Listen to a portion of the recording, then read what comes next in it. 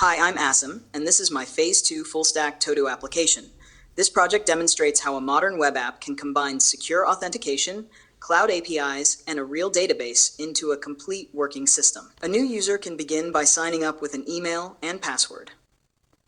Once registered, the user can sign in, and the system generates a JWT-based secure session, which ensures that every request is authenticated and tied to that specific user.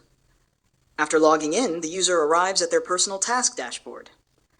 Here they can create new tasks, which are instantly sent from the Next.js frontend to a FastAPI backend running on HuggingFace Spaces. These tasks are stored in a Neon PostgreSQL database, meaning all data is persistent and remains available across sessions and devices. Users can update any task, change its title or details, or mark it as completed using the tick icon. Completed tasks are visually distinguished, making it easy to track progress. If a task is no longer needed, it can be deleted, and the change is immediately reflected in both the interface and the database.